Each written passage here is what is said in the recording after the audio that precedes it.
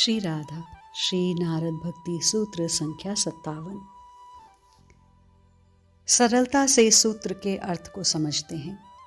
तामसिक भक्ति यानी मेरे शत्रु का नाश हो, मेरे बारे में जो गलत सोचता है वो बर्बाद हो जाए, जो मेरा अहित चाहता है उसका नाश हो जाए। भगवान से ऐसी प्रार्थना तामसिक भक्ति है। इससे श्रेष्ठ है राजसिक। राजसिक भक्ति वो है जिसमें भक्त प्रार्थना करता है, हे भगवान मुझे सुख दो, मेरे परिवार को सुख दो, मेरा कुटुंब खाता पीता मौज में रहे, मुझे कभी दुख ना मिले।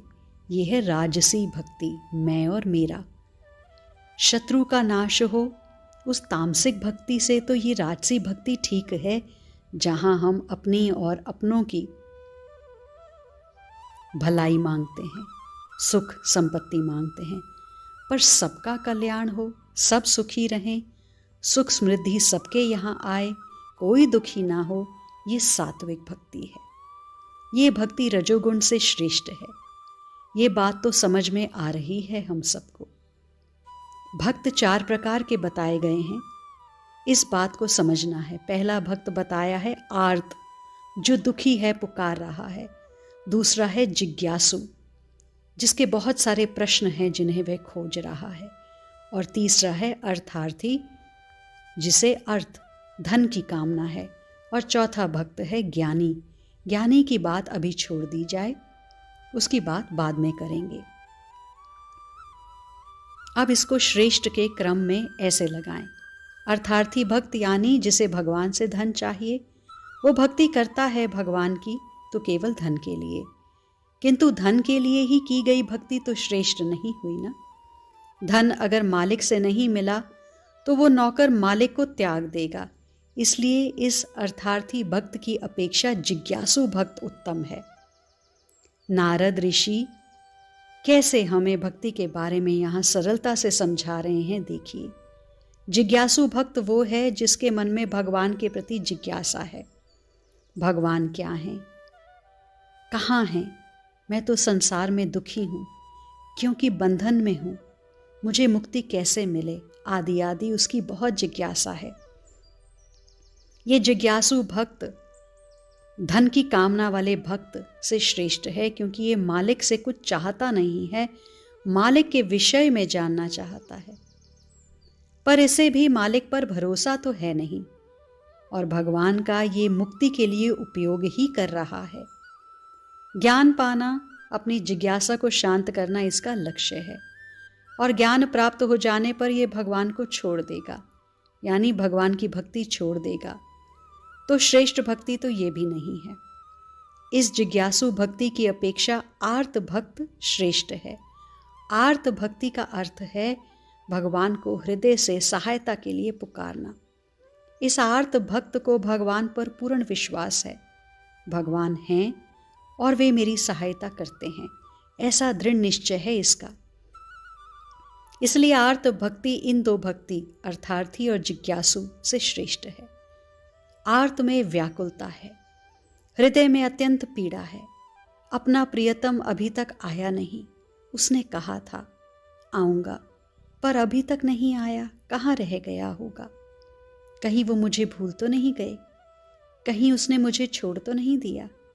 कहीं मेरी किसी बात से नाराज तो नहीं हो गए? उस समय हमारे चित्त की कैसी स्थिति हो जाती है? प्राण तड़फने लगते हैं, हृदय व्याकुल हो उठता है। इसे कहते हैं आर्त भक्ति। धन के लिए की गई भक्ति से जिज्ञासा रखने वाली भक्ति अच्छी है, पर जिज्ञासा वाली भक्ति से व्याकुलता, आर्त वाली भक्ति भगवान के और करीब पहुंचा देती है आपको। व्याकुलता देखो, व्याकुलता से चित्त पिघलता, चित्त के पिघलने से हमारे जितने पूर्व जन्मों की वासनाओं की जो ग्रंथियां हैं वो खुल जाती हैं, फिर मिटने लगती हैं। भगवान कहीं चले गए हैं क्या? भगवान तो हमारे पास ही हैं, फिर उनके लिए रोना क्यों? फिर उनके लिए आर्त क्यों होना? ये प्रश्न लोगों के हैं।